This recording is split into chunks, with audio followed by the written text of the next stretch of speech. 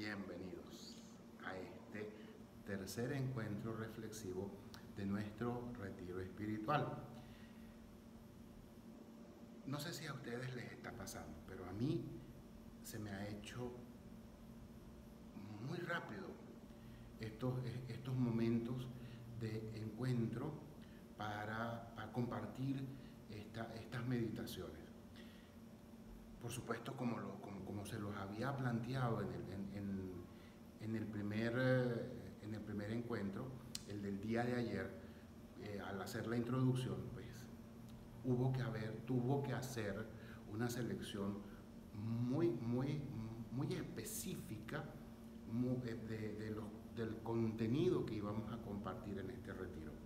Del perdón hay mucho que decir, mucho que plantear, mucho que abordar, pero sobre todo mucho que interiorizar para convencer al corazón de que esto es un acto verdaderamente necesario para la paz interior, para poder acercarnos un poco más a Dios y también para hacernos un poco más como Dios. No solamente Dios nos ama porque manifiesta un sentimiento de amor, sino que Dios nos ama porque nos reconcilia, porque nos tiende la mano, porque nos ayuda, porque nos anima, porque está con nosotros a pesar de nuestras rebeldías, de nuestras apatías, de nuestras indiferencias y también de nuestras, digámoslo así, pues, nuestra prepotencia, nuestra soberbia, nuestro orgullo, nuestra vanidad, que nos lleva pues a lastimar lo que Dios ama, porque a Dios no lo podemos lastimar, sino que lastimamos lo que Dios ama. Y entonces, lastimando lo que Dios ama, pues en cierta medida afectamos a Dios. No de la manera como nosotros pensamos para que cobre venganza, sino para que lo afectamos en su determinación de amarnos aún a pesar de nuestras debilidades, de nuestros pecados, de nuestras faltas y de nuestras fallas. Entonces, el tema del perdón se nos está haciendo tan complejo que pues creo que nos va a servir de excusa y de pretexto para en otros momentos, terminada esta experiencia espectacular del retiro que estamos llevando, podamos retomarlo en pláticas espirituales que iremos compartiendo semana a semana a través de este medio que ya inauguramos a través de por este retiro que estamos haciendo. Entonces, recogiendo un poquito ahora, antes de continuar con esta última meditación, hagamos un recuento rápido, un repaso rápido de lo que hasta ahora nos hemos planteado. Número 1, el perdón. Tenemos muchas ideas, mucho ruido haciendo su revuelo aquí y también aquí. Y sin embargo, a la hora de decir qué es perdonar, seguramente nos pasó y en la primera meditación se nos hizo bien complicado dar una definición concreta de lo que es perdonar. Llegamos al perdón a través de otras herramientas y de otros recursos que de alguna manera pertenecen a la noción del perdón, sin embargo, pues no es una definición específica del perdonar. Ya por ahí nos dimos cuenta de una realidad. El perdón es algo complicado. El perdón como tal, como realidad, es algo complejo, incluso desde la perspectiva de la noción, de poderlo plantear como un concepto, como una definición. El segundo momento reflexivo, y fue justamente en el que nos permitió encontrarnos, porque ella salió al encuentro nuestro con la Santísima Virgen María, y al final de este segundo encuentro ella nos extendió su mano para que pudiéramos aferrarla con la nuestra y poder con ella, ahora sí, caminar hacia el perdón. Nos dimos cuenta de que el perdón como realidad, pues desafía la lógica, desafía el entendimiento, el razonamiento, el raciocinio, desafía el sentido común. Me había planteado hacer una pregunta y casi que por estar en esta carrera de querer decir mucho en poco tiempo, se me había pasado por alto. Quería abordar este momento, este tercer momento reflexivo con una condición, con una pregunta, que se las voy a hacer ahora, en este momento. A ver, respóndame, aquí abajito, en los comentarios, o aquí al ladito, en el chat que está apareciendo, rápido. No lo piensen mucho, ¿sí? Es una cuestión de velocidad. ¿Qué es lo más seguro que tenemos? 5.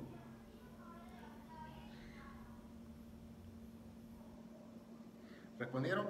Dejaron, ya me voy a fijar a ver cuáles fueron sus respuestas. ¿Qué es lo más seguro que tenemos? No voy a decir, no voy a adivinar, me quiero dar el gusto de poder sorprenderme con sus respuestas. Pero esto es una pregunta que tiene ya una respuesta estipulada, estereotipada, y seguramente algunos ya la primera impresión fue justamente irse por esa respuesta. ¿Qué es lo más seguro que tenemos? La muerte. Seguramente por allí algunos coincidieron en esa respuesta. No, no. La muerte no es lo más seguro. La muerte es lo inevitable que tenemos. Por mucho que intentemos postergarla, evadirla, hacernos los desentendidos, porque es un tema del cual no conversamos, no nos lo planteamos y para lo cual tampoco nos preparamos. Entonces, no, la muerte no es lo más seguro, la muerte es lo inevitable. Lo más seguro que tenemos es el sufrimiento. Ay, pero ¿por qué? ¿Por qué tan ahora abordar esto tan dramático? Porque es que nosotros lo espinoso, queremos la flor, queremos la rosa. Evidentemente, quien no disfruta y quien no degusta del aroma, la textura, la contextura, la belleza, la armonía que hay en la flor, en una rosa. Pero a nadie le gustan las espinas. Entonces evitamos las espinas, queremos ir hacia arriba de una vez. A los pétalos. Lo más seguro que tenemos es el sufrimiento. Y somos ingenuos e ilusos si pensamos que no vamos a pasar por allí. Lo más seguro es el sufrimiento. Lo más seguro es que ese sufrimiento dependa de una acción humana. De una acción humana. Alguien nos va a hacer sufrir. A alguien vamos nosotros a hacer sufrir por una decisión que tomamos, por una palabra, por una acción, por una omisión, por lo que sea. A alguien vamos a lastimar, alguien nos va a lastimar.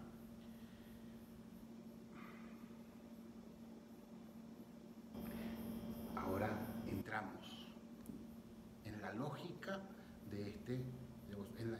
en el planteamiento, no en la lógica, en el planteamiento de este tercer momento de reflexión.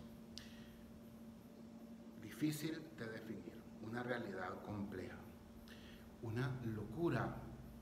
No tiene forma de decirlo racional, intelectual, emocional, no se rige por los parámetros de la lógica y el sentido común.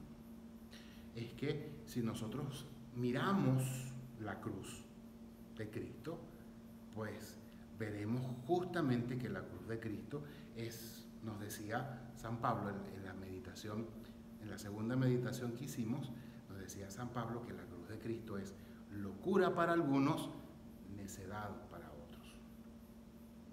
¿Y qué es lo que acontece en la cruz? En la cruz acontece el acto por excelencia de remisión y reconciliación, de perdón. Incluso un perdón que lo estamos contemplando en el mismo momento de la agonía, a pocos minutos del fallecimiento de Jesús, concediéndoselo a uno que estaba siendo crucificado con él, compartiendo el mismo dolor. Entonces, la lógica, el sentido común, el razonamiento, allí no tienen cabida. Es justo cuando nos estamos haciendo este planteamiento que nos dice la Santísima Virgen María, hay cosas de Dios en las que la actitud humana es la de la apertura, la disponibilidad, la humildad y el abandono total en el discernimiento divino, es decir, en la sabiduría divina, en la acción de Dios. María decía que ella entendía que había cosas que para ella escapaban de su entendimiento, de su comprensión, incluso hasta de la lógica. Lo acabamos de decir. Lo vimos en el texto del Evangelio que meditamos, en la segunda reflexión, en la reflexión pasada. María, ante aquella acción de Dios, abandona toda pretensión humana y se pone al servicio de Dios y se declara su esclava. Abandona su libertad asumiendo su libertad. O sea, en el acto de su libertad se consagra a Dios, renunciando a su propia libertad y declarándose para Dios su esclava, su servidora, totalmente entregada y confiada a la acción de Dios que supera su propia capacidad, que supera su conocimiento, que supera su entendimiento y que supera también su biología, su condición. ¿Cómo voy a quedar yo embarazada? Le plantea la Virgen María al ángel, yo siendo virgen y sin mantener ningún tipo de relación con hombre alguno. El ángel le responde, hay cosas que a lo humano se vuelven imposibles, pero no así para Dios. Si nosotros en la segunda reflexión llegábamos al descubrimiento de que hay cosas que no hemos perdonado o hay cosas que no perdonaríamos, entonces ahora, de la mano de la Santísima Virgen María, que era la conclusión a la que llegábamos, pues nos tomamos de su mano y nos vamos con ella. Pero ¿hacia dónde nos va a llevar ella? Nos va a llevar ella a que nosotros asumamos la misma actitud que tuvo ella a la acción de Dios en la vida, en nuestra vida. Entonces, plena confianza, abandono total, renuncia, o sea, en un acto de libertad, renunciamos a nuestra libertad para asumir en nuestra vida la voluntad de Dios.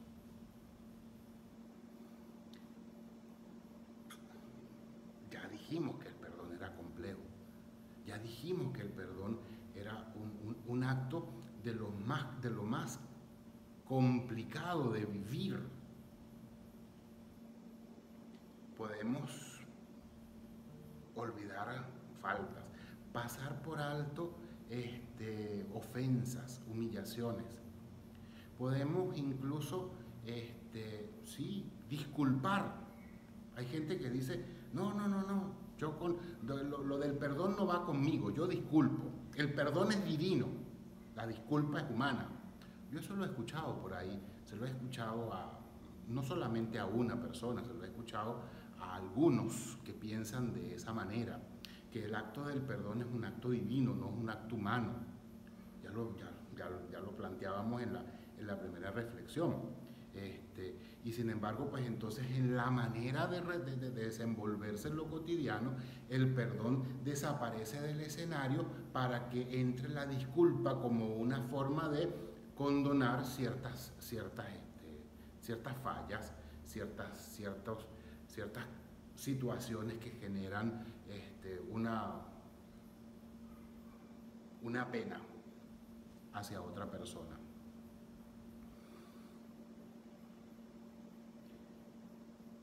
Lo más seguro es que en algún punto nosotros nos encontremos con esta pena, con este dolor, bien sea porque lo hemos recibido o bien sea porque lo hemos otorgado. No es suficiente las disculpas, no son suficientes las disculpas.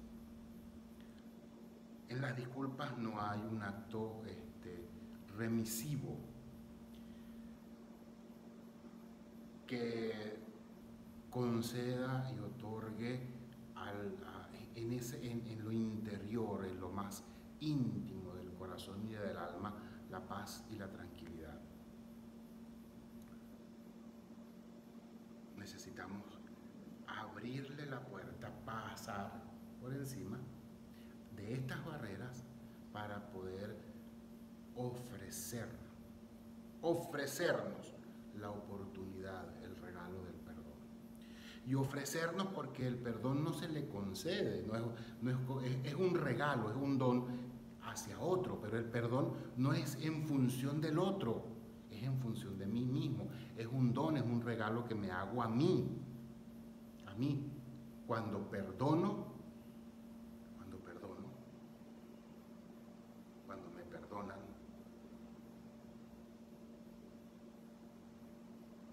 es un regalo. Miramos un poquito entonces, ya que ya nos tomamos de la mano de la Santísima Virgen María, porque ella nos va a dar un elemento más que es necesario para ir cerrando esta jornada espiritual que nos hemos dado y poder ir entonces llegando a conclusiones que las vamos a ir escribiendo, apuntando en nuestro cuaderno espiritual. Para eso el cuaderno espiritual es importante que sea parte de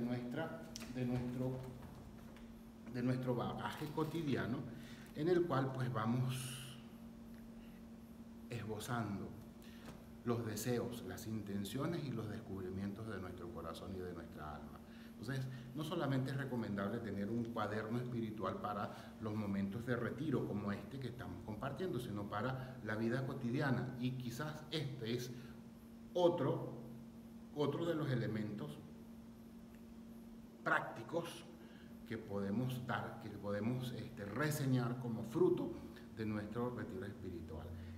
Si no lo hemos iniciado, si no lo tenemos, iniciarlo, un cuaderno espiritual, un cuaderno en el que vamos a ir apuntando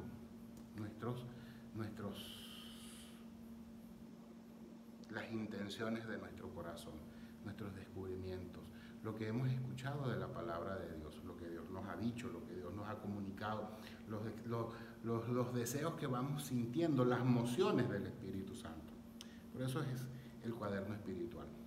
Vamos entonces a ir aterrizando ya para ir concluyendo nuestro retiro, este momento reflexivo que se va a extender hacia la lectura orante y reflexiva de la palabra de Dios, valga la redundancia, que a continuación ustedes van a tener. Y en ese acto reflexivo personal, individual de cada uno de ustedes, pues en su cuaderno espiritual ir viendo cómo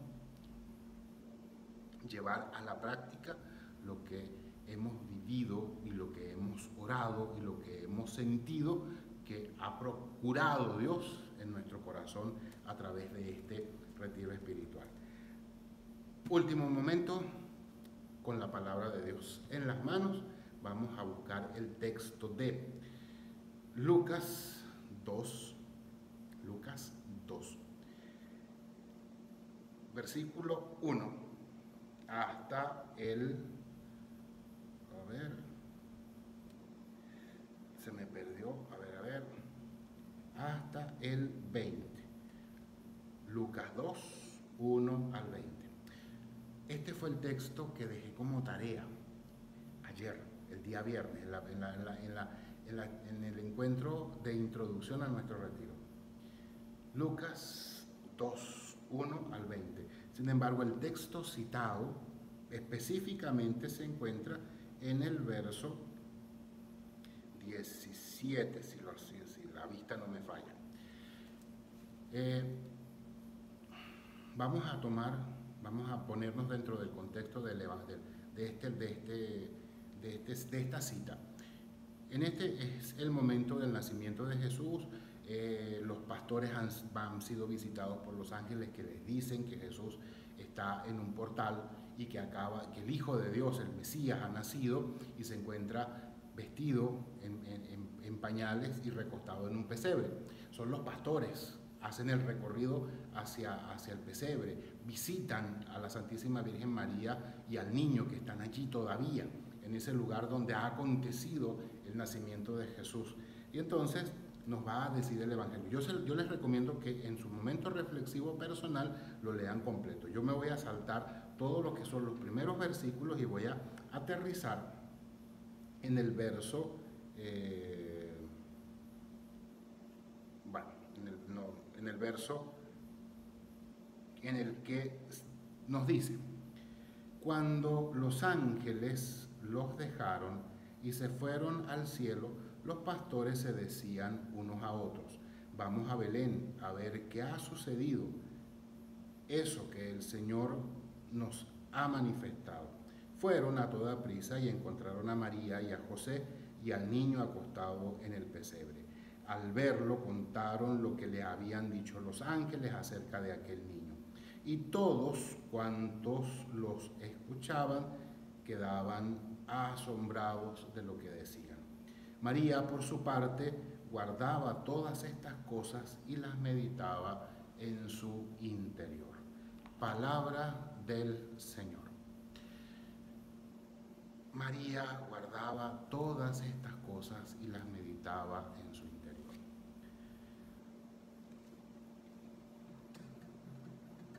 Un elemento importante, fundamental: el perdón no se improvisa. Nosotros pensamos que hay cosas de la vida espiritual que son infusas, es decir, que llegan y aparecen en el momento, en un momento particular. Por eso es que se nos hace tan complejo vivir ciertos aspectos de nuestra vida espiritual tan importantes, porque lo dejamos a la improvisación. Hay dos cosas que dejamos a la improvisación: una, el amor, y la otra, el perdón. ¿Qué es lo que nos dice el texto?